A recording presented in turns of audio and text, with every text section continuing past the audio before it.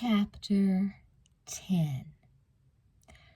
Josh hit the windshield wiper switch on the dashboard of his rental car and tapped the brakes. "The rain's really coming down now," he observed as he coasted up to a red light at an unfamiliar intersection about a mile from downtown Sweet Valley. "I guess I might as well turn in for the night." There was really no point in continuing to drive aimlessly around Sweet Valley, just hoping he'd stumble across Margo. Since Christmas, he'd come down with the flu. He was nearly delirious from weakness and fatigue. "I'll try again tomorrow," he thought, struggling to remain alert. "Maybe if I can get a good night's sleep for a change, I'll be able to come up with some kind of strategy. A good night's sleep." Suddenly weariness hit Josh like a brick. He slumped forward, dropping his head onto his arms, which were draped across the steering wheel. "I'll just close my eyes for a second until the light changes." The sound of a car honking behind him jolted Josh upright again.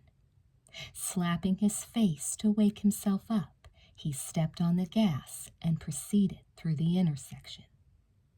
As he did, he glanced up at the road sign. He was crossing Westwood Avenue, a street he hadn't been down before. Westwood Avenue. All at once, something clicked in Josh's feverish brain. Westwood Avenue, Wentworth Avenue. The two names looked a lot alike. "Maybe I misread Margo's address on the envelope at Valley Caterers," Josh thought. Maybe it said Westwood, not Wentworth.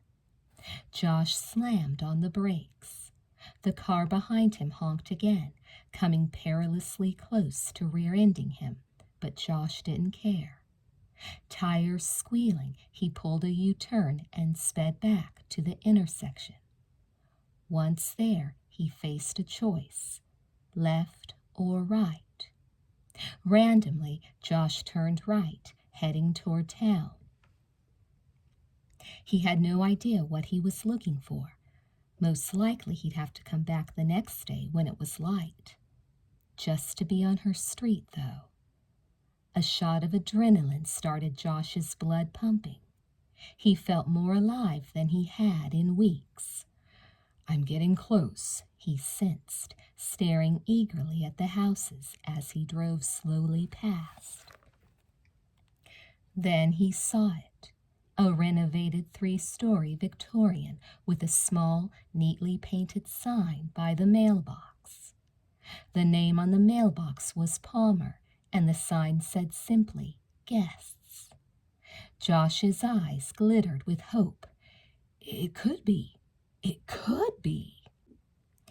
Parking the car, he jumped out and hurried through the rain to the house, cautiously eyeing the windows to see if anyone, if Margo, was looking out at him.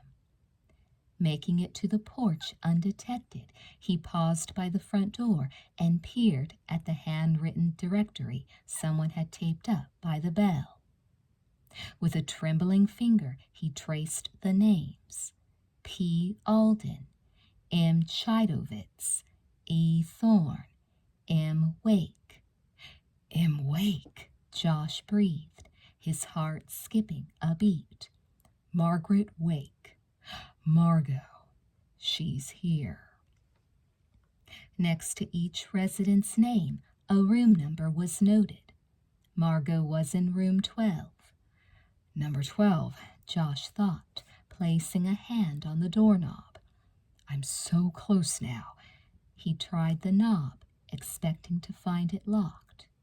To his surprise, it turned noiselessly, and the heavy front door swung open. Exhilarated, Josh stepped into the guest house. The foyer was dimly lit and empty. So far, so good. No one would question his right to be there. He'd be able to walk right up to Margot's door and confront her, corner her. "I've almost got her, Georgie," Josh whispered.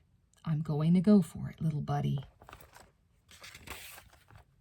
With slow, purposeful steps, Josh climbed the wide carpeted staircase to the second floor. Room 10, room 11, room 12. He stopped before Margot's door. Closing his eyes, he said a silent prayer. Then he took a deep breath and gently tried the doorknob. The room was locked. Bending forward, Josh put an ear to the door. Quiet, dead quiet. She must be out, he guessed. This was even better than finding her at home. He'd jimmy the lock. It was a perfect chance to investigate. His hands shaking with excitement, Josh fumbled in his trouser pockets for an object suitable for lock-picking. The small blade of his Swiss Army knife worked beautifully. After jiggling it in the lock for just a few seconds, he heard a muffled click and the knob turned in his hand. Josh gave the door a light shove and it swung inward. The room was dark. Reaching along the wall, he flipped on the overhead light and then froze in shock. "Oh my God," he thought, fighting down a wave of nausea. "Oh my God." Instantly, Josh knew beyond a shadow of a doubt that he'd found her. And he also knew beyond a shadow of a doubt that she was as evil as he thought she was. Perhaps even more so. The room was like a direct glimpse into Margot's diseased, rotten soul. Her fresh-skinned, beautiful face was a mask. This was the real Margo. Slowly, Josh ventured forward, his stomach heaving as the rank odor assailed his nostrils. The room was a filthy mess. Dirty, rumpled clothes were piled everywhere. As Josh walked, he kicked aside half-eaten bags of chips and donuts and greasy paper plates holding the moldy remnants of fast food meals. More appalling than the garbage, though, more frightening even than the assortment of knives carelessly scattered on the desktop, was the bizarre way in which Margo had decorated her temporary home. "My God, look at the walls," he thought. Josh turned on his heel and faced the wall to his left. It was plastered with glossy color photographs, some regular-sized and others enlarged. The Wakefield sisters, Jessica and Elizabeth, Josh recognized. And their house, and that man and woman must be their parents. Margo hadn't only been collecting pictures, however. Also tacked to the wall were issues of the Sweet Valley High newspaper and countless narrow-ruled sheets of scribbled notes. Class schedules, lists of names and addresses, and what looked like handwriting exercises. Most telling of all, however, was the message Margo had left on the mirror. Josh stood before the glass, seeing not the reflection of his own horrified face, but the 3 words scrawled there in blood-red lipstick. "I am Elizabeth." Josh stared at the words, paralyzed by the terrible realization. Finally, all the pieces were coming together. He knew exactly what Margo intended to do, exactly how wicked and depraved she really was. God help poor, innocent Elizabeth Wakefield. "No," Josh determined. "I won't let her hurt Elizabeth like she hurt Georgie, and who knows how many others. It's time for this to stop." his hands clenched into fists as he anticipated how he would seize Margo when she returned to her room and haul her into the police station. He'd waited long enough for this moment. This time he wouldn't waste his opportunity. This very room contained all the evidence he needed to prove that Margo was a homicidal maniac. Tonight was the night. He'd wait for her right there. Margo had come to the end of her murderous road.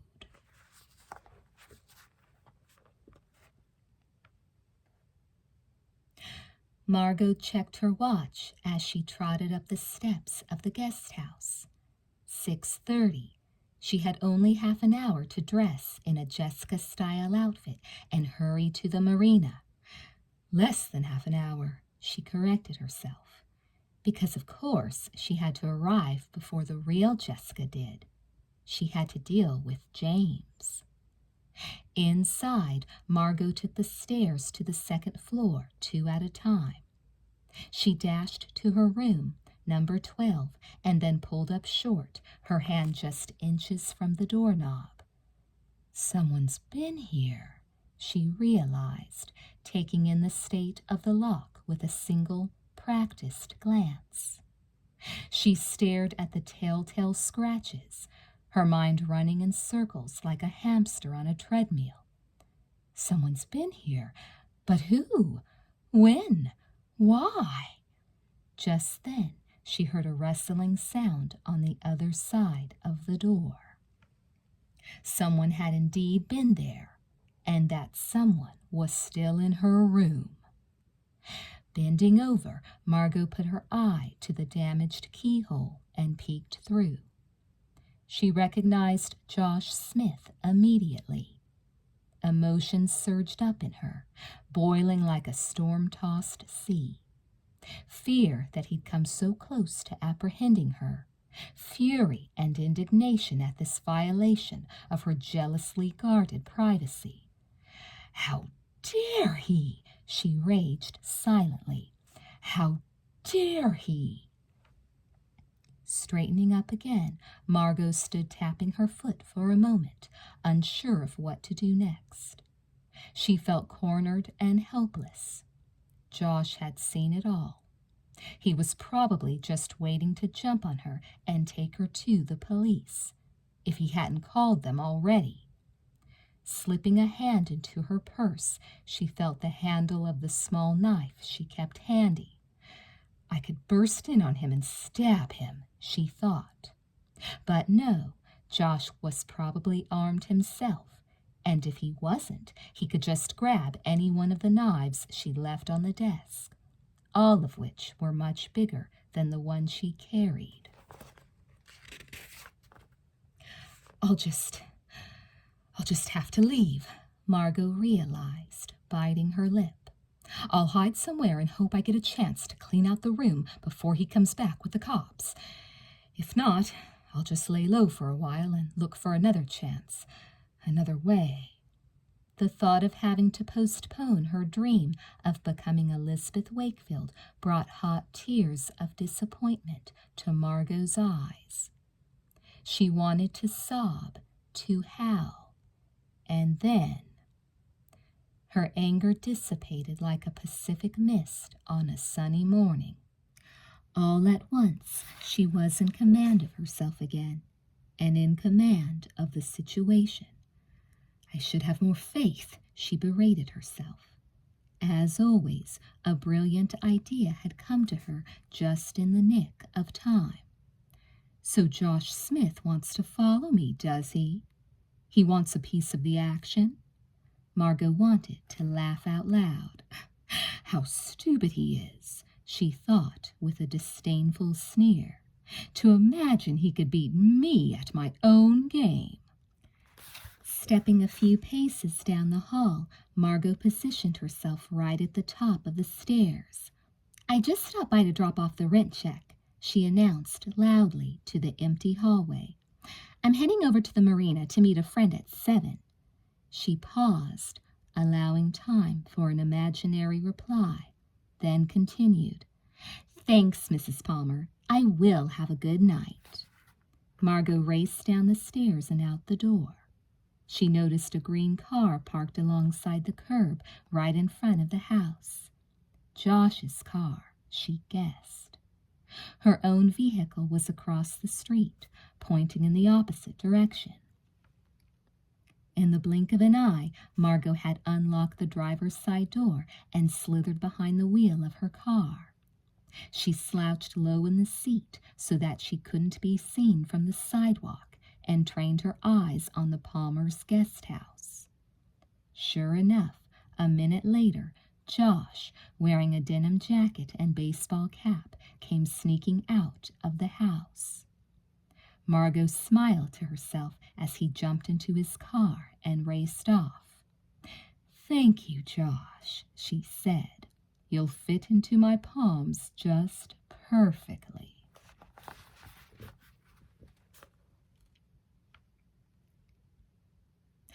"The good thing about being in the mountains," Todd told Elizabeth as he pulled the BMW out of his family's garage, "is that we got snow the whole time instead of rain." "Lucky you." Elizabeth rubbed her hands together. "It feels cold enough to snow here, though. It's just so damp and raw." Todd turned up the car's heat. "That any better?" Elizabeth nodded. "Much. Tell you what, though, do you mind stopping at my house on the way to the restaurant so I can grab a heavier sweater?" "No problem." Steering with his left hand, Todd slipped his right arm behind Elizabeth's shoulders. "I wish I'd had you to cuddle with in my snowbound mountain cabin. I would have kept you nice and warm." Elizabeth nestled against Todd, as much as the bucket seats and shoulder belts would allow. "Sounds cozy," she murmured, stretching to give him a kiss on the cheek. Todd slowed at a stop sign before turning onto Calico Drive. They could feel the wind buffeting the small car. "Wow, it's vicious out there," Todd exclaimed. Elizabeth gazed out at the storm-tossed trees. It made her teeth chatter just to think about how cold that wind was. "I'll be glad to get to Guido's," she remarked. "This is no night to be outside." Todd pulled into the driveway at her house, and Elizabeth braced herself for the short sprint to the front door. It was just a few yards. Still, the wind seemed to slice right through to her bones. With Todd behind her, Elizabeth burst into the house, stomping her wet shoes on the mat in the front hall. She was about to head straight upstairs when she heard a clatter coming from the kitchen. Someone was throwing things around and muttering. "Jessica's having a fit about something," Elizabeth surmised, going to the kitchen to check it out. She found her sister frantically rifling through cupboards and drawers. Pot holders and placemats flew through the air. Utensils of all kinds cluttered the countertops. "I'm looking for the keys to Mom's and Dad's cars," Jessica explained without even looking up. She slammed shut one drawer and yanked open another. "I thought they said they were going to leave them in the dish towel drawer. Or was it in the candy dish on top of the microwave? Oh, I've looked everywhere," Jessica moaned. Elizabeth shrugged. "Oh, well, they'll turn up," she said, turning to leave. "Liz, Todd, hold on. You guys have got to give me a ride," Jessica begged. "Stephen took the Jeep to the airport because it's the only car big enough for Mom and Dad's luggage." Elizabeth pivoted to face her sister again. "What's the emergency?" she asked, more than a trace of annoyance in her voice. Jessica blinked at Elizabeth, staring at her as if she'd suddenly sprouted horns. "Wait a minute, Liz. Didn't you come in? Weren't you wearing—" Jessica shook her head. "Never mind. I must be going nuts," she muttered. "This is the thing. I need to meet James at the marina, but I don't have any transportation. Can you drop me off there?" "Well," Elizabeth folded her arms across her chest, scowling. She really didn't feel like doing Jessica any favors. When was the last time Jessica went out of her way for me? She reflected. No, in Elizabeth's opinion, Jessica deserved to be left to stew in her own juices. She could walk to the marina if she wanted to get there so badly. On the other hand, though, Jessica did seem genuinely desperate and rattled. Elizabeth glanced at Todd. He lifted his shoulders. Oh, all right, Elizabeth told Jessica. I suppose we can drop you off. We're heading in that direction anyway. A minute later, the three of them piled into Todd's BMW and started off. They hadn't gone 100 yards before Jessica leaned forward from the back seat and tapped Todd on the shoulder. Can't you drive any faster? She demanded. I'm already late, and this is really important. Sorry, Jess. This is the best I can do, Todd snapped. The roads are pretty slick. If it's okay with you, I'd rather not end up in a ditch. Elizabeth flinched, remembering her fatal accident with the Jeep. Why are we even out on a night like this? She wondered, wishing they'd all just stayed home. They were approaching downtown Sweet Valley. Just ahead of them, a traffic light turned from green to yellow. Go for it, Jessica yelled. Todd applied the brakes, rolling to a stop just as the light turned red. Elizabeth thought Jessica was going to explode. Oh, God, Jessica muttered, glancing anxiously at the illuminated clock on the dashboard.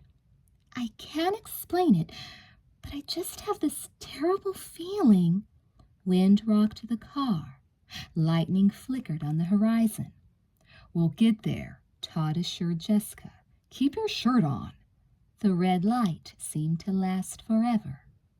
Finally, it changed to green. The BMW surged forward. Please hurry, Elizabeth heard Jessica whisper in the back seat. A few blocks farther along, they got stuck at another red light. This time, Elizabeth really thought Jessica would jump out of her skin, or maybe jump out of the car so she could run the rest of the way to the marina. Elizabeth listened to Jessica mumbling to herself in the back seat with increasing alarm. What's going on? Elizabeth wondered, suddenly realizing her own palms were damp with sweat, as if a portion of her sister's distress had transmitted itself to her. Why was Jessica even meeting James at the marina on a terrible night like this? And why was she in such a nervous, frazzled state? What kind of rendezvous were they heading for? Chapter 11. The engine of his dirt bike rumbling in low gear, James rode cautiously along the rain-slick boardwalk, heading for the old pier at the far end of the Sweet Valley Marina. At such a slow pace, the bike wobbled. It was unwieldy, weighted down with all his possessions. When he reached the last pier, James parked the bike and walked the rest of the way. There were no boats moored along the old pier, which extended far out over the water and was wider and longer than the other piers at the marina. At the end were some wooden benches and a snack bar. On sunny days, people came there to fish and feed the gulls. Tonight, though, the pier was as dark and deserted as the rest of the marina. James turned up the collar of his leather jacket and narrowed his eyes against the drizzle, pacing restlessly. He checked his watch in an agony of suspense. It was 7 o'clock on the dot, and still no sign of Jessica. Will she show, or won't she? He wondered, slapping his arms against his sides to keep warm. Maybe she'd regretted her promise to meet him. After all, he'd treated her pretty callously. He'd really hurt her. I wouldn't blame her if she didn't show, James thought. but I hope she does. God, I hope she does. Reaching the end of the pier, James leaned gingerly against the decrepit wooden railing and glanced downward. Angry waves crashed against the dark, jagged rocks. The storm that was poised to sweep through the area had already stirred things up out at sea. James turned away from the railing, and there she was, hurrying down the pier in his direction, a slim figure with pale hair covered by a baseball cap, her chin tucked down into the collar of her denim jacket. "Jessica!" James cried, his heart almost bursting with joy. She ran into his arms, and he held her tightly, his whole body rocked by the powerful relief he felt at finally holding her again. "I've missed you so much," he murmured, kissing her cheeks, her forehead, her hair. "Oh, Jessica, if you knew what I've been going through." "Oh, James," she whispered, burying her face against his chest. "I never meant to hurt you," James swore, locking his arms around her shoulders. "I broke things off because I had to. You see," James hesitated, but only for an instant. He knew he had to give Jessica the whole story. He couldn't hold anything back if he wanted her to understand how dire the situation was. "You see, there's this girl, Margo, who looks exactly like you," James began. "I know it sounds crazy, but it's true. And she's plotting something wicked, and somehow it involves you and your sister. James clenched his jaw and forced himself to continue. She hired me to go out with you, Jessica, because she wanted information about you and your family. You've got to believe me. I would never have done it if I'd known what she was really like. But I didn't know her. I didn't know you at that point. It was just an easy way to make a buck. It was never just a job, though, Jess. I fell in love with you. How could I help it? And I told her I wouldn't take her money anymore. I wouldn't spy for her anymore. That's when she threatened to kill me and kill you, too." Jessica was quiet, obviously overwhelmed by the strangeness of his story. James held her closer, hoping she could feel how much he loved her. "Your life is in serious danger, Jessica," he concluded, his voice low with urgency. "That's why I called you tonight. You have to come away with me. I'll protect you. We'll be happy together, I swear. Say you'll come. Please. I can't stay in Sweet Valley, and I won't leave without you." James waited for Jessica to respond. She held him tightly, but she didn't speak. Pulling back slightly, he tried to see her expression, to gauge her reaction to his story and his proposal. "I know it sounds totally insane, and I know I haven't played the noblest part," he said humbly. "But I'm only thinking of you now, Jessica. I love you, and—" James tipped Jessica's face to his and then froze, the words dying on his lips. He looked down into Jessica's face, but it wasn't Jessica's face. His blood ran cold, and his arms dropped limply to his sides. The body, the clothes, the hair, even the necklace, all belonged to Jessica. But the expression on that lovely face was monstrous. James was staring straight into the eyes of a killer. "Margo," he whispered, horrified. "Hello, James," she whispered, smiling. James stood like a statue, paralyzed with fear. Before he could move away from her, Margo placed both her hands against his chest and shoved him with all her might. James toppled, knocked off balance. he felt his boot heel skid on the wet pier. Stumbling, he realized too late how close to the edge they'd been standing. Margo pushed him again, and James crashed with all his weight against the railing. For a second, he thought it would hold him. Then his body broke through the rotten wood. He shouted, scrambling for a foothold or handhold, but it was too late. There was nothing to hold on to but air. With a terrified scream, James plunged over the edge of the pier and plummeted to the treacherous rocks below.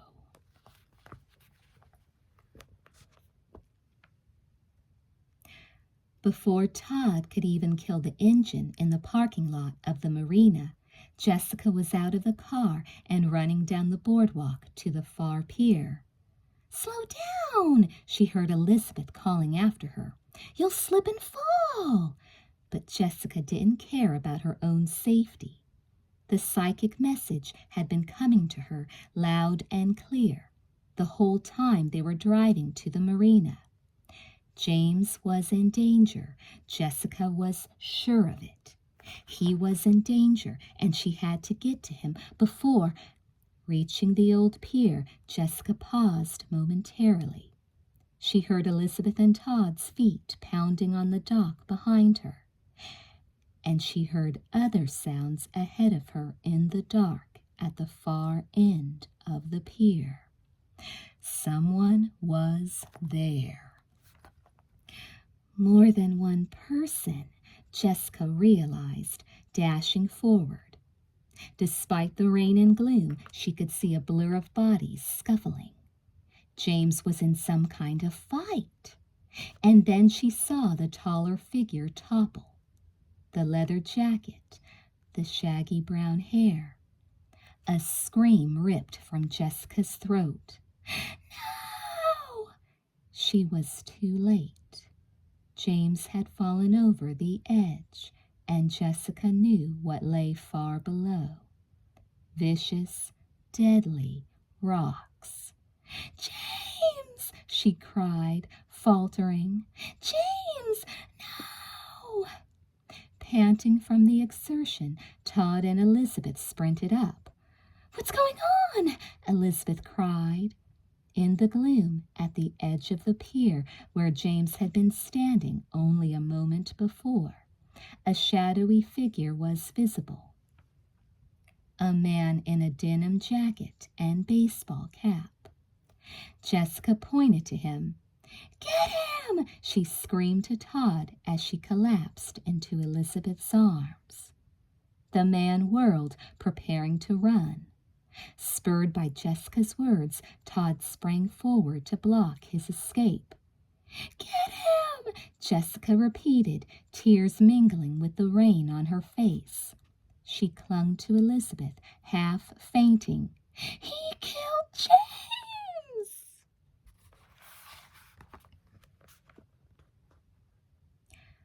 Her eyes wide with terror and confusion, Elizabeth watched anxiously as Todd tackled the man in the baseball cap, their bodies hitting the pier with a thud. "That man killed James?" Elizabeth thought, hugging Jessica. "But who is he? How could this have happened?" One thing was for sure. The man was dangerous, and Todd might need help. Her arms still around her sister, Elizabeth stumbled toward the end of the pier. Todd and the stranger were wrestling, rolling over and over, terrifyingly near the edge of the pier and the shattered railing. After a tense minute, to Elizabeth's immense relief, Todd got the upper hand. Flipping his opponent onto his stomach, Todd yanked the man's arms behind his back and held him pinned. The man continued to struggle, his body writhing on the wet planks of the pier. "You've got the wrong person," he shouted, trying to twist out of Todd's grasp. "It wasn't me. I didn't do it. It was Margo. She killed my brother, and now she's killed this boy, and who knows how many others will die before—" Suddenly, the man spotted Elizabeth and Jessica. His wild eyes grew even wilder. "Them!" he panted. "She looks just like those two girls, your friends. She's a psycho, I tell you, and she's getting away. You have to let me go after her." Jessica had been wobbling as if about to pass out. Now her eyes fluttered, her body slumping heavily against Elizabeth. Elizabeth lowered her sister's unconscious form to the ground, holding Jessica on her lap like a baby. She turned her head away, wishing she could block out the murderer's crazed eyes, his wild, senseless words. But glancing over the edge of the pier, Elizabeth encountered an even more horrifying sight. James's lifeless, broken body lying sprawled on the rocks below. For an instant, Elizabeth feared that she too would faint. She bent her head, a wave of weakness washing over her. Out of the corner of her eye, she saw Todd jab his knee into the small of the killer's back. Todd now had the man in an unbreakable hold. Suddenly, Elizabeth realized she was crying. "How did we get into the middle of this nightmare?" she wondered as she rocked her sister's trembling body in the cold, relentless rain.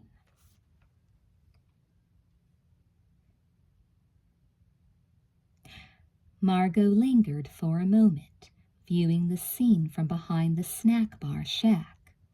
"Looks like Todd has things under control," she observed with satisfaction. "My hero." Margo waited until Elizabeth's attention was directed toward Todd and Josh, then emerged from the shelter of the shack and darted up the pier.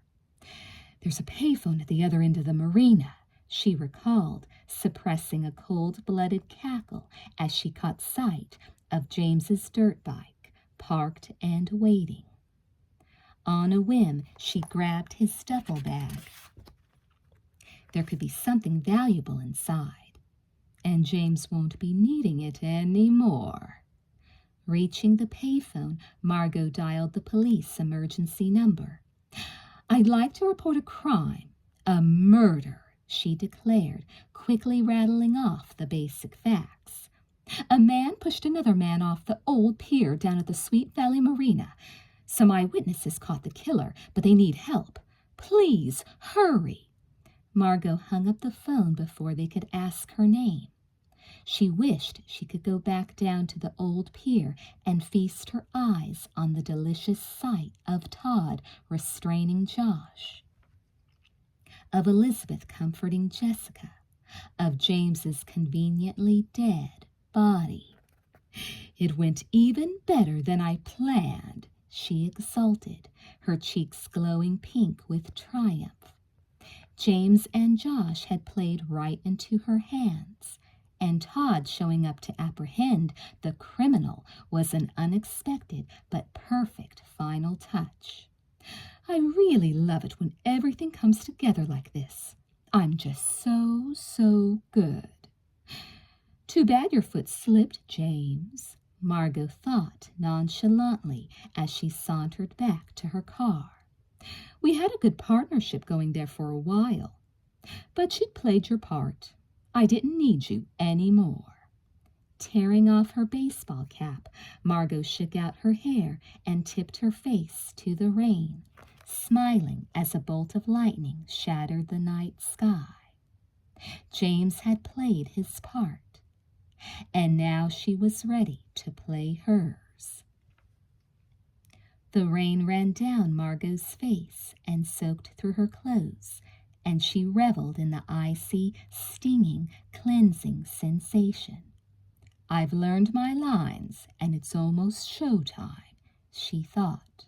"It's almost New Year's Eve. Soon I'll be a Wakefield."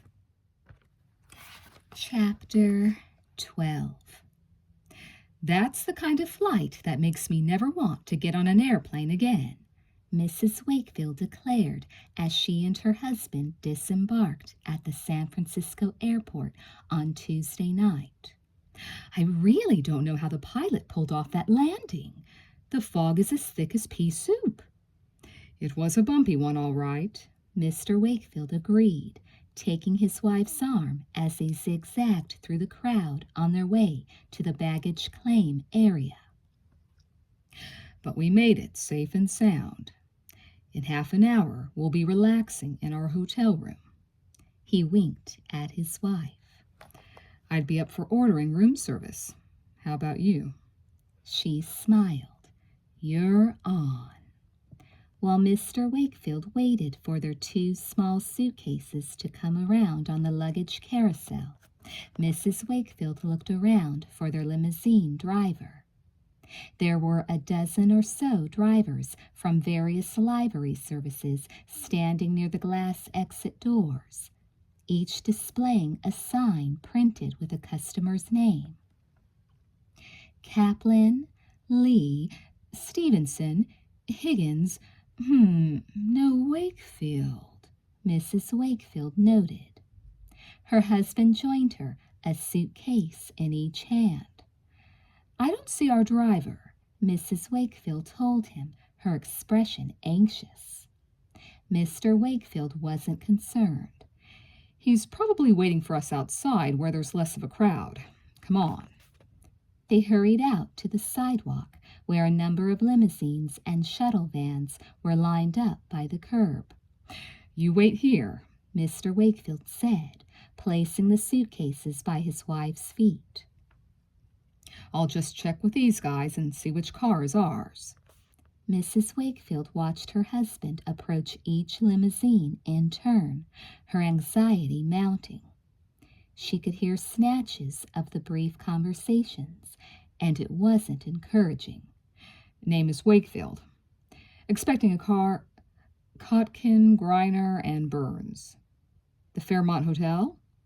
Mr. Wakefield gave the same speech every time, and the reply was always the same. A shake of the head, a shrug of the shoulders. Shaking his own head in puzzlement, Ned Wakefield returned to his wife's side. No luck, honey. Ms. DeVoyce said there'd be someone here to meet us, and we're right on time. He checked his watch. If our car isn't here by now, it's not coming. There must have been a mix-up about which flight we would be on, he concluded. It was a logical explanation. Still, for some reason, Alice Wakefield didn't find it entirely satisfying. I suppose you're right. Mr. Wakefield put an arm around her shoulders and gave her a quick squeeze. It's just a little mix-up, nothing to be upset about, he reiterated. We'll hop in a taxi and be at the Fairmont in no time. There was a long line at the cab stand, however, and it was another half hour before they were finally on their way into San Francisco. Mrs. Wakefield stared out the window of the taxi, her hands clasped tightly in her lap. A steady rain had begun to fall, turning the black city streets into glistening mirrors. It's no big deal, she reasoned silently with herself. Just a little mix-up, like Ned said. Nevertheless, she couldn't shake the gnawing sense of anxiety that had stolen into her heart. It wasn't just the missing limousine that troubled her, either. Jessica, Elizabeth. Mrs. Wakefield glanced at her husband's handsome profile. His expression was unconcerned, peaceful. I've never been able to explain my mother's intuition to him. He doesn't believe in it. He thinks it's just my imagination. But something's wrong. Mrs. Wakefield could feel it deep in her bones. Something was wrong at home. Something was wrong with her girls. Mrs. Wakefield thought back to their parting earlier that afternoon. Why had her eyes flooded with tears as she hugged them? Why had she felt as if she were saying goodbye to them for a long, long time instead of just for a few days? Where did that feeling come from? Mrs. Wakefield wondered as the cab rounded a corner and pulled up in front of the elegant Fairmont Hotel. Where did any of the strange, troubling feelings she'd had lately about her daughters come from? Mr. Wakefield paid the cab driver and once again hoisted the 2 suitcases. Gorgeous, isn't it? He remarked as they entered the ornate hotel lobby. I have a hunch this will more than make up for the misunderstanding at the airport. They stepped up to the reservations desk. We'd like to check into our room, Mr. Wakefield stated. Our name is Wakefield. The clerk typed rapidly on her computer keyboard, her eyes on the screen. I'm sorry, she said a moment later, but I don't see a reservation for Wakefield. Could it be under another name? Mr. Wakefield's brow furrowed. Well, you might try DeVoice. Ms. DeVoice of Kotkin, Griner, and Burns made the reservation for us. The clerk studied the computer screen, frowning. I'm afraid there's nothing under DeVoice or Kotkin, Griner, and Burns either. She lifted her shoulders regretfully. I'm sorry, Mr. Wakefield. Now, this is definitely odd, Mr. Wakefield admitted, turning to his wife. Supposedly Miss DeVoice took care of all these arrangements, but so far nothing's happening the way she promised in her letter. No car, no room. He faced the clerk again, reaching for his wallet. Well, since we're here, we'd like to take a room. Let me give you my credit card. The desk clerk smiled apologetically. I wish I could help you, Mr. and Mrs. Wakefield, but this is the busiest week of the year, and we don't have a single room available. Mrs. Wakefield bit her lip. We're not stranded yet, her husband consoled her. There are plenty of other hotels in the city. That's right, the clerk chimed in. Why don't you try the Royal Palm Court on the next street? It's very nice. Here, let me call ahead for you and make sure they have a room. 5 minutes later, Mr. and Mrs. Wakefield were trooping down the block in the rain with their suitcases. Mr. Wakefield whistled through his teeth as if nothing were the matter. But Mrs. Wakefield couldn't hide the fact that she was upset. She was getting a strange feeling about this whole trip. Why didn't we just stay home in Sweet Valley? She wondered, walking more briskly. All she could think about was checking into their room at the Royal Palm and phoning home to make sure her kids were all right.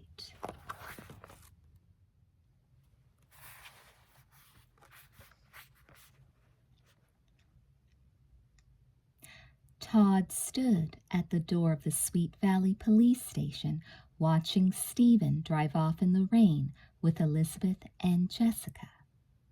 As soon as the sisters finished giving their statements to the police, their older brother had hustled them into the car. The girls are in shock, an officer had told Stephen. They need to get warmed up, and they need sleep. Get them home and give them a cup of hot chocolate, and then put them straight to bed. Now Todd was alone at the station. It was his turn to give a statement about what happened at the marina. Officer Reyes smiled at him as they sat down across from one another at a conference table. You could probably use a cup of something hot yourself, she commented. Should I have someone bring in a pot of coffee? Todd shook his head. No thanks. I guess I'd just like to get this over with. You bet. All you need to do, Todd, is tell us in your own words what happened tonight. She nodded toward the other end of the table, where a police stenographer sat, her fingers poised over the keyboard of a portable computer. Chris will type it up as you say it, and then we'll have you read over the printout and sign it to make it official. Let's start with how you came to be at the marina in the first place. Todd explained about Jessica's date with James. It seemed like a funny place to be meeting on such a crummy night, he said. But I didn't really think about it. I figured it was her business. She did seem worried, though, as if she knew something bad was going to happen. Todd frowned. But she couldn't have known that some crazed maniac would come out of nowhere and push James off the pier, could she? Let's stick with the facts for now, Officer Reyes advised. Tell us what you saw when you arrived at the pier. Okay. Todd took a deep breath, making an effort to sift through the chaos of images and emotions tumbling around in his frazzled brain. We parked the car at the marina, and Jessica ran ahead, looking for James. Liz and I were pretty much right behind her. Then, just when she got to the old pier at the end, she stopped in her tracks and started screaming that someone, that guy, had killed her boyfriend, James. Did you actually witness the murder? Officer Reyes prompted. Todd closed his eyes, forcing himself to return mentally to that fateful moment at the marina. No, he said after a moment. It was rainy and dark. I saw something, people, more than one person in the distance. And I saw James go over the edge, but I didn't see the actual push as clearly as Jessica did. It had to be that guy, though. There was a fight of some kind, and somebody shoved James through that rotten railing. That guy, Officer Reyes provided the name. Smith. He says his name is Josh Smith. James ended up dead on the rocks below, and that guy Smith was the only person left standing. Todd looked down at his knuckles, which were scraped raw from the struggle to subdue Josh Smith. There's no doubt in my mind, he declared hoarsely. He did it. Officer Reyes glanced at the stenographer and then back at Todd. Thanks, Todd. That'll do it for now. Why don't you take a seat outside? We'll be right with you. Todd returned to the waiting area, slumping down in one of the uncomfortable plastic chairs. His clothes were still damp, and his entire body was starting to stiffen up. In general, basketball kept him in good shape. But he definitely wasn't accustomed to down and dirty fistfights with homicidal maniacs. I'll be sore tomorrow, he anticipated. A shudder ran through him, and suddenly he had to fight back tears. He'd be sore tomorrow, but James was dead. Not just beaten up, but dead and gone. Forever. Just like Sam. Suddenly a door burst open, breaking Todd's morbid train of thought. Josh Smith appeared, handcuffed and flanked by two burly police officers. Todd stared curiously, getting his first good look at James's killer. The young man's head was down. He was pale, unshaven, and almost painfully thin. Where'd he get the strength to put up such a fight? Todd wondered, recalling their vigorous wrestling match. I guess maybe craziness makes up for muscle power. Just then Josh Smith looked up and looked right at Todd. Recognition glinted in Smith's bloodshot eyes. "You!" he shouted, trying to lunge in Todd's direction. "You've got to listen to me. Those two blonde girls, your friends, they're in great danger." The officers gave Smith a rough shove, hurrying him along. "Shut up and keep moving," one of them snapped. But the prisoner continued his maniacal, blood-curdling outburst. It's Elizabeth she's after. She looks just like Elizabeth, and she'll stop at nothing," Smith ranted. "Nothing, I tell you. She's still out there." One heavy door slammed behind Smith and the two officers, and then another, but Todd was still shaking. "What a psycho," he muttered to himself, thinking maybe it was time to take Officer Reyes up on her offer of a hot cup of coffee. Poor James was really in the wrong place at the wrong time, crossing paths with a nut like that. Todd couldn't help being disconcerted by the maniac's words. "Who is that guy?" he wondered, staring at the door through which Josh Smith had disappeared. And how did he know Elizabeth's name? Even though he thought Smith's story was hogwash, the hair on the back of Todd's neck stood on end as he remembered the bizarre words. "She looks just like Elizabeth, and she'll stop at nothing. She's still out there."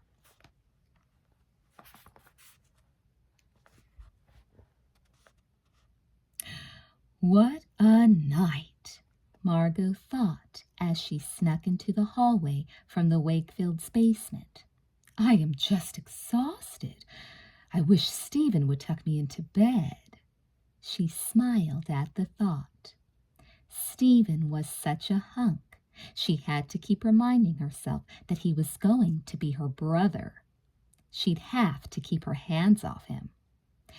He's the best brother in the world, too. Margo reflected as she settled on the living room couch and wrapped an afghan around her legs. Right now, he was driving through the rain to a 24-hour pharmacy to buy some aspirin for Elizabeth, who was coming down with a cold and had a splitting headache. Elizabeth, meanwhile, was upstairs with Jessica, who, as far as Margo could tell, was still in hysterics over the accident at the marina. Poor Jessica, Margo reflected idly. Did she really care for that low-life bum James? What a little fool. When the phone by her elbow rang, Margo picked it up quickly and calmly. She'd been expecting this call. "Liz?" a worried voice inquired. "Is that you?" "Hi, Mom," Margo said brightly. "How are you? How was your flight to San Francisco?" "Well, not too good," Mrs. Wakefield replied. "The flight was hair-raising. Our limo didn't show up at the airport, and the hotel didn't have a reservation for us." She gave a brittle laugh. But other than that, it's been fine." "Oh, dear," Margo commiserated. "Where are you calling from, then?" "Our new hotel, the Royal Palm Court. Do you have something to write on? I'll give you the phone number so you'll know how to get in touch with us." "Just a sec. Let me get a pen," Margo said. She placed the receiver against her chest, silently counting to 10. "Okay, Mom, shoot." Mrs. Wakefield recited the phone number and then sighed audibly. "I feel so much better now," she exclaimed. "Just hearing your voice. For some reason, I've been worried. But everything's all right at home? You're okay?" "Of course, Mom," Margo assured her. "We're fine. Don't worry about a thing. Just have a good time, okay?" "Okay, hon. Call us, though, if anything comes up." "Sure, Mom. I love you. Bye." Margo hung up the phone, incredibly pleased with herself. It had been very important that she be there to intercept that call. She didn't want Mr. and Mrs. Wakefield learning about James's death. They would certainly come rushing home to be with their traumatized children. And Margo needed them out of the way until after she'd enacted her transformation. They haven't figured out yet that the whole thing is a hoax, Margo thought, delighted with her cleverness. That plan's working out perfectly, too. Mr. and Mrs. Wakefield, Margo's own dear parents, were off in San Francisco, and Margo was now the only person who knew how to get in touch with them. Elizabeth, Jessica, and Stephen wouldn't be able to sound the alarm. Perfect, perfect, perfect, Margo sang softly to herself. Yes, I've thought of absolutely everything. The phone rang again, and Margo grabbed it fast. In case it was Mrs. Wakefield calling back, she didn't want to risk one of the twins answering it upstairs. Hello? Liz? Todd, Margo cried. Are you still at the station? Are you all right? I'm home now, Todd told her, and I'm fine. I could sure stand a long hot shower, though, but I wanted to call you first. I'm glad you did, she breathed, her spine tingling deliciously at the tenderness in Todd's voice. So did anything interesting happen after we left? Actually, Todd filled her in on his conversation with Officer Reyes and then described the murderer's strange warning. I know he's a nut, but it got to me anyway, Todd confessed. I can't help feeling worried, Liz. Worried for you. You don't need to be, Margo told him, gratified by his concern, loving the feeling of being loved. That guy is just some lunatic, a complete psycho. He's behind bars now. He can't hurt us or anyone again. You're right, Todd conceded. I'm just glad I was there, on the pier. What if... His voice cracked. What if he'd gotten you and Jess? I'm glad you were there too, Margo whispered. You were so brave. I'll always be there to protect you. I promise. I love you, Liz. Margo smiled. Life as Elizabeth Wakefield was going to be so sweet. She'd have her very own personal knight in shining armor. I love you too, Todd, Margo purred. Chapter 13. Elizabeth sat on a chair next to Jessica's bed, clasping her sister's hand. At long last, Jessica seemed to be dozing off. Her swollen eyelids drooped. Slowly the lines of her blotchy, tear-streaked face relaxed. The hand that Elizabeth held in her own grew limp. Bending forward, Elizabeth listened for a moment to Jessica's breathing. It was slow and even. Good, Elizabeth thought, gently disengaging her fingers from Jessica's. I hope she sleeps through the night. It would be the best thing for her. She tiptoed into the bathroom, easing the door shut quietly behind her. Fatigue and stress battled inside her. She was still keyed up, but she also felt on the verge of collapsing. What a night, she thought, stifling a sneeze. Stephen had left a bottle of aspirin on the counter for her.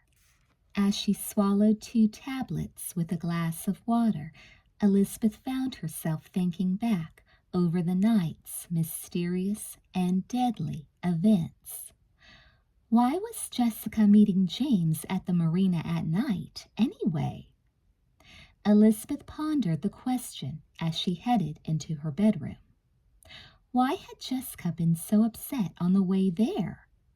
Was it just because she hadn't seen James in a while and things weren't going so well between them? Did James know the guy who pushed him, or was he just unlucky, a random victim? And what about the person the killer tried to hang the blame on, Margo? Did she even exist? At her dresser, Elizabeth opened her jewelry box to put away her earrings. Her head was spinning, but not so much that she didn't notice right away that her gold lavalier necklace was missing. That's funny, she mused. I haven't worn it in a couple of days. I wonder where I could have left it." With a sigh, she turned away, too tired to search for the necklace now. Shrugging off her bathrobe, she crawled into bed. For a few minutes she lay there, her sleepy eyes fixed on the telephone on her nightstand. Todd said he'd call from the police station, she recalled fuzzily. Mom and Dad might call too, although they could have called already. With the extension in Jessica's room unplugged, I wouldn't have heard the phone. Elizabeth's eyelids started to flutter, and her body grew heavier and heavier. She wanted to stay up for Todd's call, but she couldn't fight her exhaustion any longer. Reaching up, she switched off the light. The darkness closed around her like a grave. "What kind of horrible dreams will I have tonight?" Elizabeth wondered fearfully as she drifted off to sleep.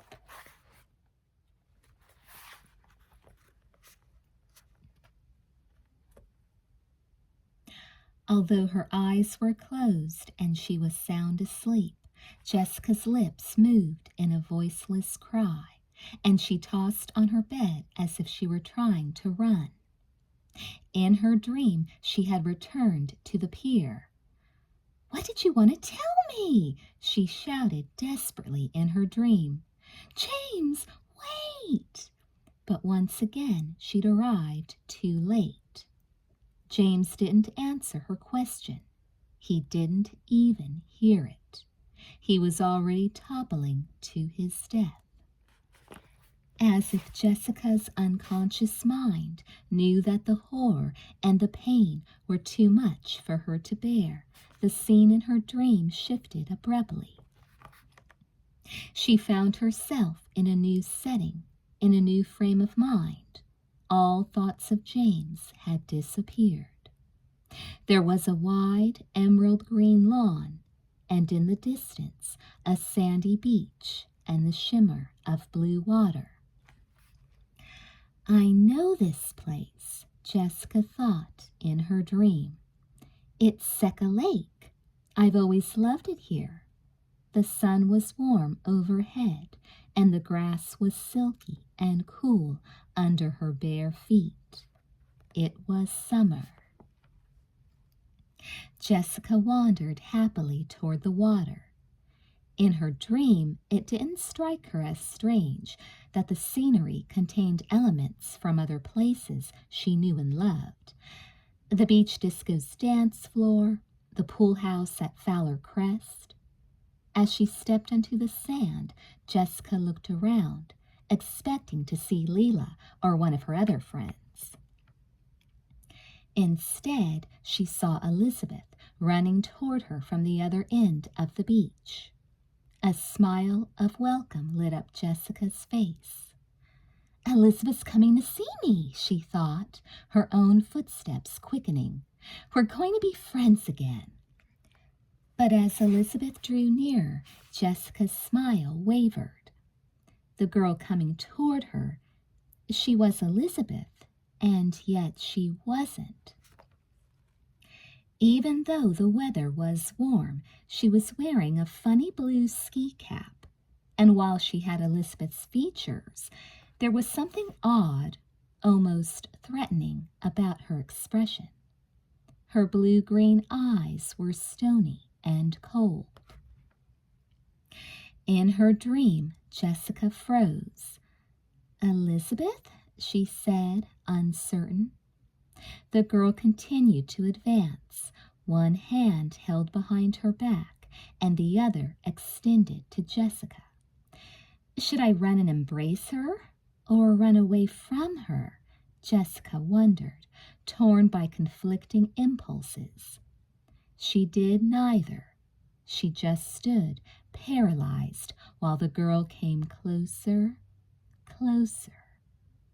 Suddenly, with the hand that was visible, the girl reached up and whipped off her ski hat. To Jessica's astonishment, long black hair tumbled to the girl's shoulders. Jessica gasped. "You're not—" Before she could finish her sentence, the girl brought forward her hidden hand, revealing a huge butcher knife. Jessica stared at the knife, her heart in her throat. Now that she wanted to run, she found that she couldn't. All at once, she was no longer on the beach, but in some kind of small room, with her back firmly against a wall. There was no way out. "Don't do it," Jessica whispered. But the girl had no mercy. Smiling cruelly, she raised the gleaming knife and lunged forward, the blade aimed straight at Jessica's heart. "No!" Jessica screamed. "No, no, no!" It took a few seconds for Jessica to realize that she'd woken up, that she'd screamed out loud. She sat up in bed, tears streaming down her face, her throat aching from the scream.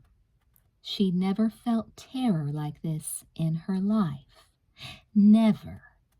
And though the dream had ended with the scream that awoke her, the horror of it, the danger, still seemed to surround her, palpable in the darkness. Sobbing, Jessica leapt from her bed and ran blindly across her room and through the bathroom toward Elizabeth's room.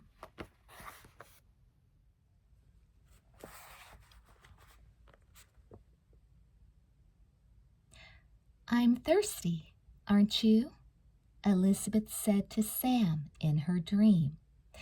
"Let's take a break from dancing and get something to drink." The dance floor was packed with rowdy jungle prom goers, and it was like swimming against a riptide to get back to the table where she had stowed her purse and Sam had dumped his tuxedo jacket. Finally, though, they were almost there. She was having a good time chatting with Sam. She wasn't really paying attention to what was going on around her.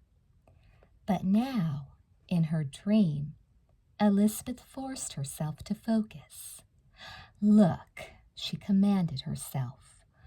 "Look, what do you see?"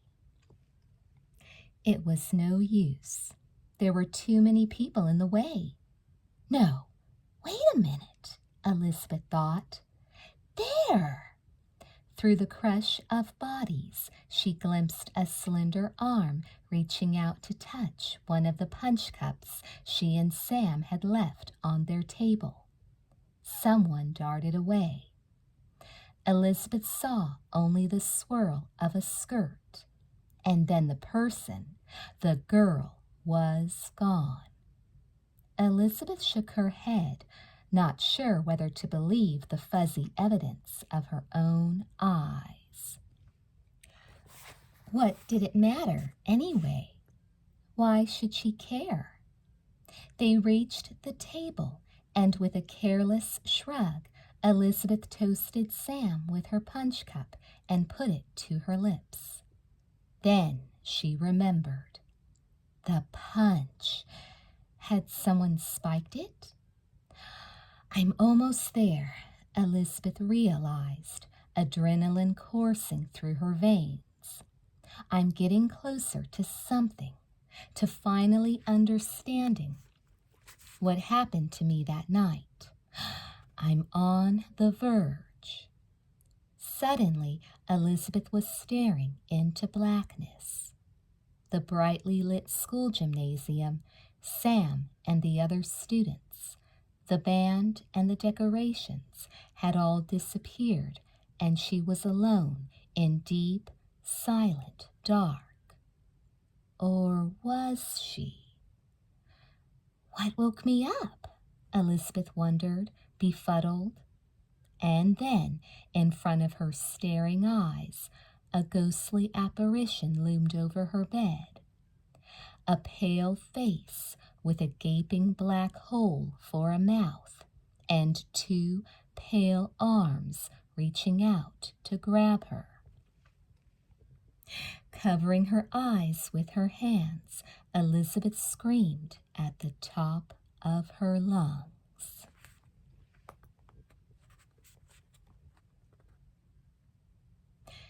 After leaving Elizabeth's aspirin in the twins' bathroom, Stephen stood in the kitchen, took 2 slices of whole wheat bread from the bag, and tossed them onto a plate on the kitchen counter. Unscrewing the lid from a jar of mustard, he dipped in his knife, coating the bread thickly. A couple pieces of ham, a couple pieces of Swiss. Slapping the sandwich together, Stephen raised it to his mouth and took a big bite. He wasn't even hungry. He was eating only because he had to do something. It was late, but he knew there was no way he'd be able to fall asleep for hours. My sister's boyfriend got murdered, he thought in disbelief, chewing hard. Man, this is crazy. This is sick. James, that poor kid. And poor Jess. I can't believe this happened the minute Mom and Dad left town. Thank God I was here, anyway. He took another hefty bite of ham and cheese, his brow furrowing as he thought about the call he'd just placed to the number his parents had left. He wanted them to know what had happened. He knew his mother, at least, would want to come right home. But to his consternation, the Fairmont Hotel had informed him that no one by the name of Wakefield was staying there. I don't get it, Stephen mused, his eyes straying to the rain-streaked window over the sink. If their plans changed, why didn't they call? Geez, Mom nearly had a conniption before they left, going over the phone numbers 1,000,000 times. Stephen remembered. And now they were staying someplace else, and they didn't even call to tell their kids about the switch. They were usually so conscientious about that sort of thing. It just didn't fit. Stephen picked up his plate, preparing to make short work of the second half of his sandwich, just as he had the first. At that instant, the silence of the night was broken by a blood-curdling scream. Stephen dropped the plate, and it shattered into 1,000,000 pieces on the floor. That came from upstairs, he realized, the shock sending his heartbeat into a mad gallop. One of his sisters was in trouble. Stephen launched forward like a sprinter from the starting blocks. As he raced from the kitchen, another scream echoed through the dark house. What on earth is happening? Stephen wondered as he tore up the stairs 3 at a time. 100 horrible images flashed through his brain. The killer, he thought irrationally. He murdered James, and now he's come for my sisters, too. Reaching Jessica's bedroom, Stephen yanked open the door. He saw her bed, the rumpled covers, empty. Panting with terror at the thought of what he might find there, he dashed on to Elizabeth's room. And there they were, both his sisters, kneeling on Elizabeth's bed, sobbing and hugging each other tightly. What's wrong? Stephen cried, rushing to their sides. Jess, Liz, what happened? Tell me. Tell me.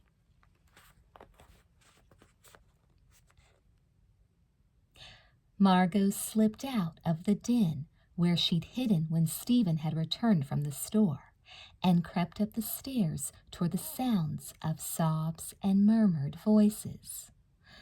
All this drama, she thought, licking her lips. She had to see it. She had to share it. It was hers, after all. Her creation. Elizabeth's bedroom door was ajar.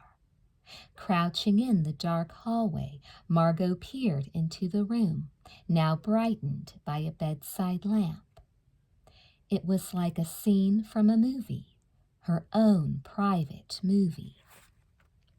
Stephen sat on the edge of the bed with his arms wrapped around both his sisters, murmuring comforting words. "It's all right. I'm here," he said in the deep, manly voice that always sent a thrill up Margot's spine. "Shh, it's all right. Just take a deep breath, Liz, and tell me what happened. I heard a scream. 2 screams. What scared you?" "It was Jessica," Elizabeth stuttered. "I was asleep, and all of a sudden she was standing over my bed. She scared me half to death, and I screamed, but I think she screamed first." Jessica was still crying, her face pressed against Stephen's shoulder. "What was it, Jess?" he asked. "Did you have a bad dream?" "I did. It was horrible. Oh, Stephen!" Violent tremors shook Jessica's shoulders. I saw. Jessica was trying to speak, but she was crying so hard she could make only incoherent, animal-like sounds. Stephen pulled her closer. "Okay, give yourself a minute," he advised her. "Just relax, Jess. I'm here. We're both here with you." "And I'm here too," Margo thought, smiling. She felt both tender and scornful toward the twins, her future sister and her future self. What jumpy, sensitive things! They were upset by what they witnessed at the marina tonight, she guessed. Really, they've been so sheltered, it's almost unbelievable. Well, soon there wouldn't be a need for any more violence. Just one more death, and then peace, contentment, safety, love. Margo's smile grew misty. Before pulling back from the door, she took one last, lingering look at the scene in the bedroom. Stephen was stroking Jessica's hair with a firm but gentle hand. His other arm remained tightly wrapped about Elizabeth's shoulders. They looked like a statue, 3 figures carved from the same piece of marble, entwined and inseparable, an emblem of perfect family love. Soon it will be me, Margo thought as she stole away down the stairs and into the basement. I'll be part of that little family. She contemplated James and Josh, the 2 thorns in her side, now both out of the way, disposed of in a masterful fashion. The road ahead was clear. She could see its end. Soon, she thought. Soon.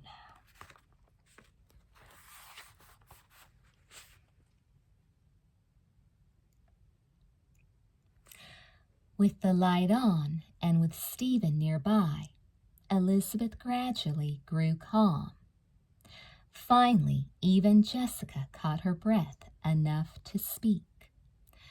"What happened?" Stephen asked one more time. "What set you 2 off?" "I ran into Elizabeth's room because I had a nightmare and I was scared," Jessica whimpered, clinging to her brother and sister. "It was so horrible. Oh, Liz, what was it about?" Elizabeth prompted gently, cradling Jessica much as she had earlier that evening. "You'll feel better if you tell us about it." It was about you," Jessica said, sniffling. Elizabeth raised her eyebrows in surprise. "A nightmare about me?" "It was you. Only it wasn't you, Jessica tried to explain. It just looked like you, but it was really someone else. I was on the shore at Seca Lake, and she came running toward me. You had on this funny blue hat, like a ski cap. Stephen snorted. Sounds scary, all right. He kidded her. Elizabeth didn't smile. To her, the odd details of Jessica's dream were anything but amusing. It can't be the same, she thought, astonished and terrified. Go on, she pressed her sister. What happened next?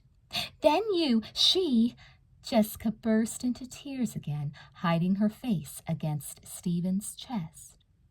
Stephen met Elizabeth's eyes over Jessica's bent head, his expression puzzled.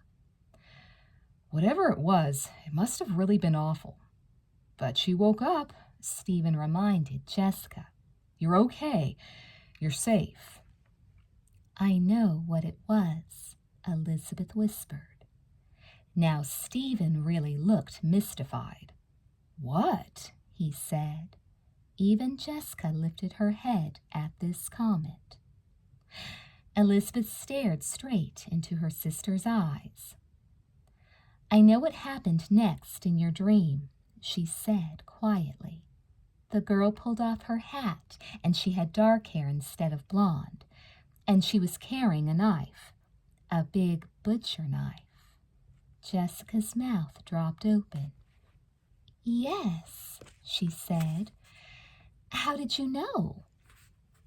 I've had the same dream, Elizabeth told her, night after night for the past month or so. The same exact dream. The twins gaped at each other, their eyes wide with shock and terror. The dream seemed twice as frightening now that they both experienced it. What does it mean? Elizabeth wondered. She and Jessica had always possessed a special twins' intuition, and in spite of their recent estrangement, that intuition was still in effect. But what was it trying to tell them? An uncontrollable trembling seized Elizabeth's body.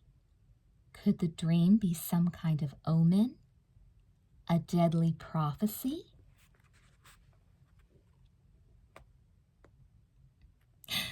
Oh my God, Liz, this is so freaky, Jessica cried, pressing her hand against her mouth.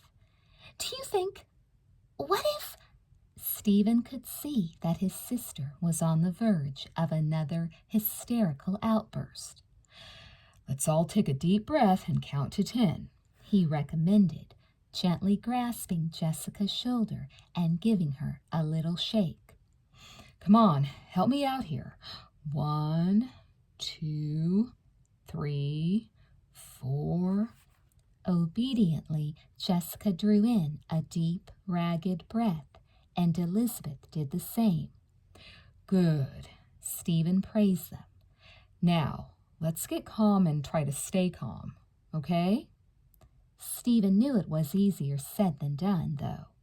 He wasn't about to admit it to his sisters, because they were looking to him to be like the Rock of Gibraltar.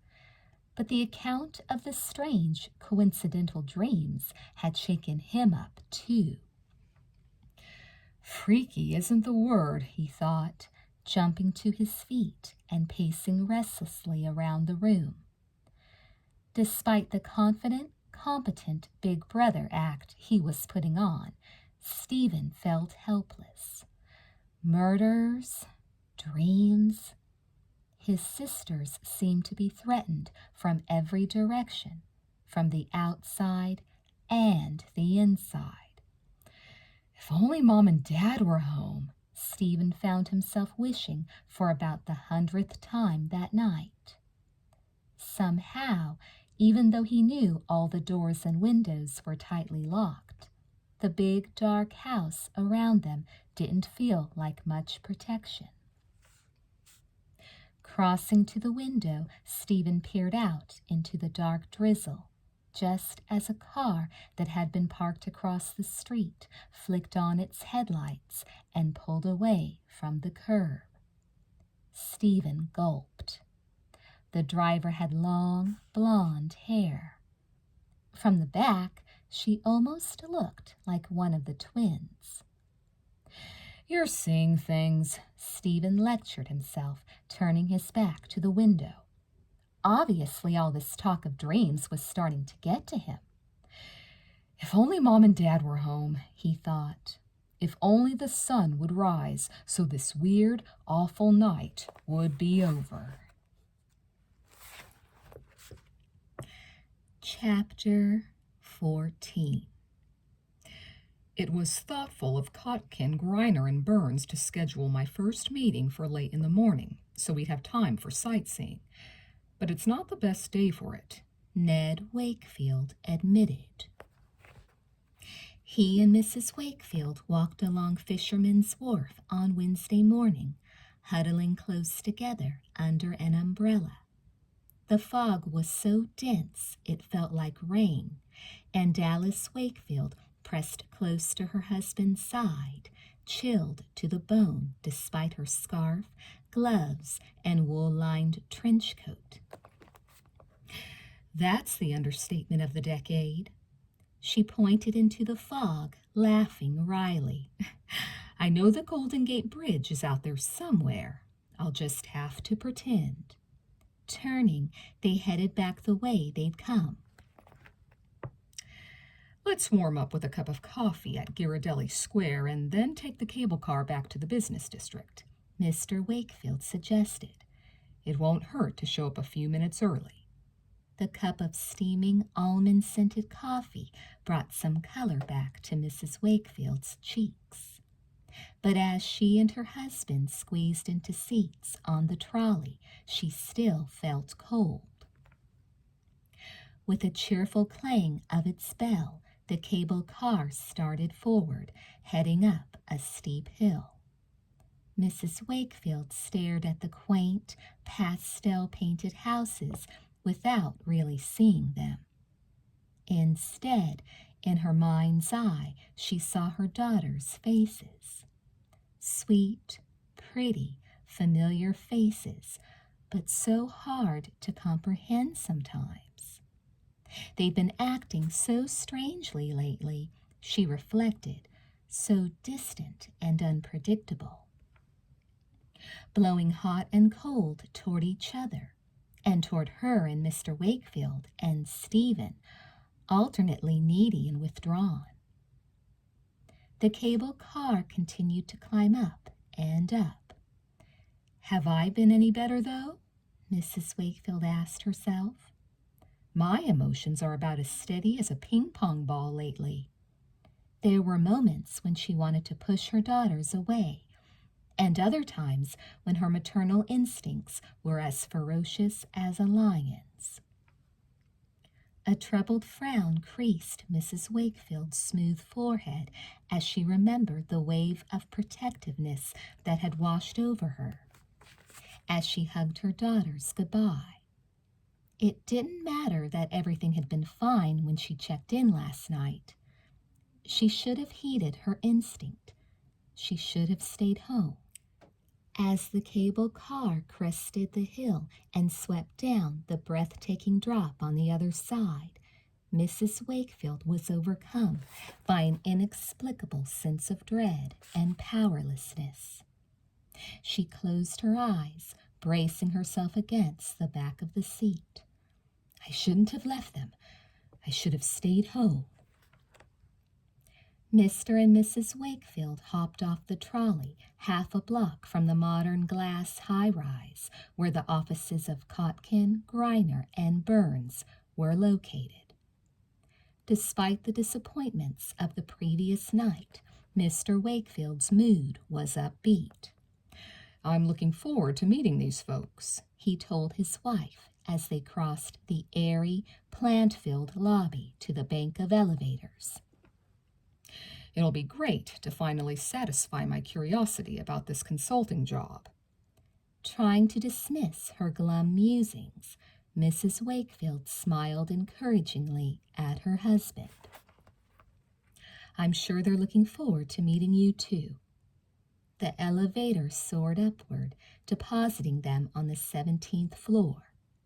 Here we are, Mr. Wakefield said, ushering Mrs. Wakefield through the door into the elegant offices of Kotkin, Greiner, and Burns. Their feet sinking soundlessly into plush carpeting, they approached the reception desk. A young woman in a peacock blue dress greeted them with a warm smile. Can I help you? She asked Mr. Wakefield. I'm Ned Wakefield from Sweet Valley, he announced, returning her smile. I have an 11 o'clock appointment with Michelle DeVoice. The receptionist's smile faltered. I'm sorry? With whom? Michelle DeVoice, Ned repeated, in the legal department. I'm here about a consulting project. The receptionist flipped through the appointment calendar on her desk, shaking her head, and a sickening feeling of déjà vu settled in Mrs. Wakefield's stomach. It's just like last night at the hotel, she thought. I'm sorry, but there's no meeting scheduled for you, Mr. Wakefield, at 11 or at any other time today. In fact, no one by the name of DeVoice is employed here. Is it possible you could have gotten the date wrong, and the name too, perhaps? The receptionist suggested politely. Mrs. Wakefield could see that her flustered husband was having a hard time holding on to his temper. No, it's not possible, he declared, his face reddening. I am absolutely certain that I was invited by Michelle DeVoice to attend a meeting at 11 a.m. on Wednesday, December 29th. Well, I don't have any record of... Then there must be some mistake. Is there someone else from the legal department or management that I could speak with? The receptionist mustered another half-hearted smile. I wish there were, but unfortunately most of the senior management are still out of the office on holiday vacations. Her eyes brightened. I'll tell you what. Can you come back tomorrow? The head of the legal department will be in, and I'm sure he can help us straighten this out. Mr. Wakefield let out a frustrated sigh. It doesn't look as if we have a choice. Yes, we'll come back tomorrow. Thank you, he added gruffly. Turning, he strode briskly from the office, Mrs. Wakefield hurrying after him. Ned, what is going on? She exclaimed when they were alone in the elevator. I don't know any more than you do, he responded, raking a hand through his hair. How can the company's receptionist know nothing about Ms. DeVoice and this meeting? It's just preposterous.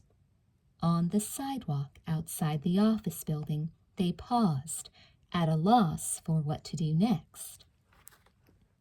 Mrs. Wakefield could no longer keep her apprehensions to herself. Ned, there's something very strange going on here. I think we should try to catch the next plane back to Sweet Valley. What? Write the whole thing off? Mr. Wakefield exclaimed.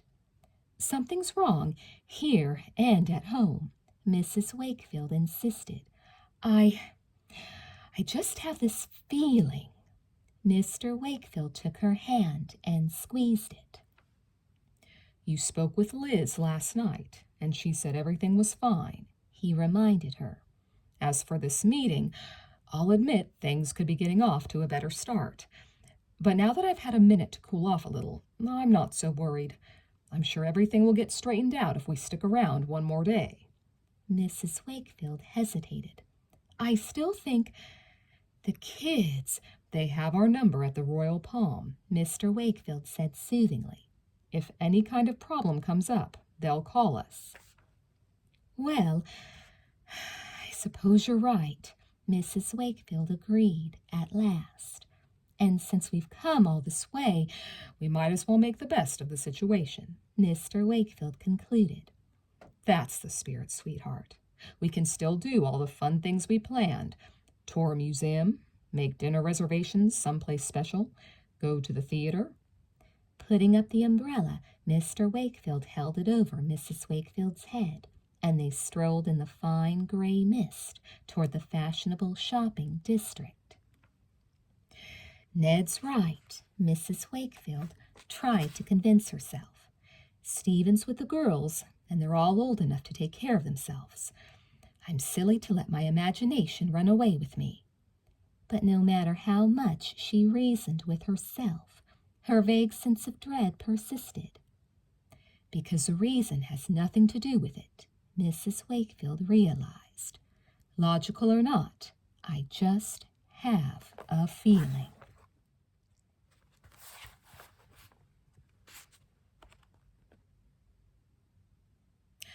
Somewhere far away, Leela heard a doorbell ring, followed by the sound of muffled voices. She murmured, rolling over in bed with a luxurious yawn. Oh, what a great dream I was having. She pulled the covers over her head so she could drift back to sleep, and back into the arms of John Claude, the handsome young Frenchman of her dream. Just then there was a knock on her bedroom door. Whoever you are, go away, Leela grumbled sleepily. The door creaked open. Leela opened an eye. Jessica was peeking in at her. What are you doing over here at the crack of dawn? Leela wanted to know. You usually sleep later than I do on vacation. Jessica laughed merrily. It's not the crack of dawn. It's almost noon. It feels like the middle of the night to me, Leela complained. Haven't you ever heard of jet lag?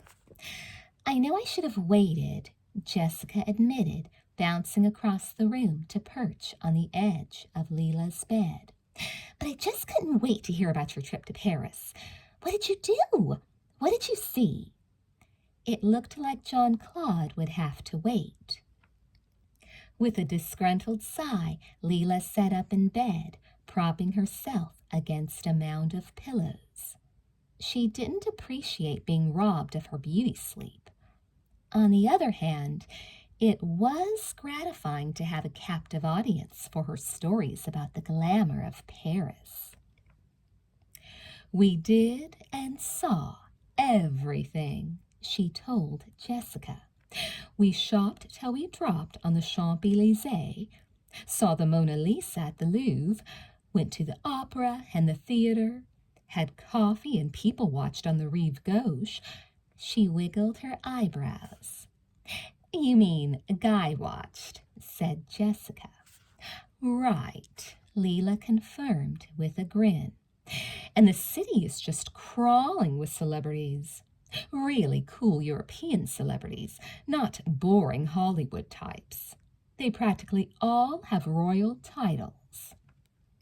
Jessica's eyes sparkled. It sounds wonderful. It was, Leela drawled. Needless to say, I didn't want to come back. Oh, yes, you did. Your New Year's Eve ball is the day after tomorrow. That's right, the ball. Leela patted her mouth, smothering a yawn. I almost forgot about it. Well, some of us had nothing else to do over Christmas but look forward to this party, Jessica reminded her. How many invitations did you end up sending out? Oh, 100 or so. Leela waved a hand. I don't remember exactly. Did you buy a dress yet? I picked up something in Paris, but I'm not sure if it's quite right, said Leela. Can I see it? Jessica asked eagerly. Geez, Jess, I haven't even unpacked yet, Leela groaned. I'll show it to you later, okay? Sure. How about the music? You never told me which band you decided to hire. The Big Swing Band, Leela replied. It seemed like the most elegant and traditional for a formal New Year's Eve party. I can't remember, Jessica rattled on. Are you serving dinner or just finger foods? I mean, if it's dinner, I don't want to fill up beforehand. Leela burst out, laughing. Enough questions already. Get a grip, will you? It's just another party. You'd think it was the first one you'd ever been invited to. Jessica smiled, a strange, fervent glow in her eyes. It's not just another party. It's going to be the biggest, best party you've ever given. It's going to be the most important, unforgettable night of our lives. Leela couldn't help smiling, too. I do throw the best parties in Sweet Valley, probably in the whole state of California. Well, when you put it that way.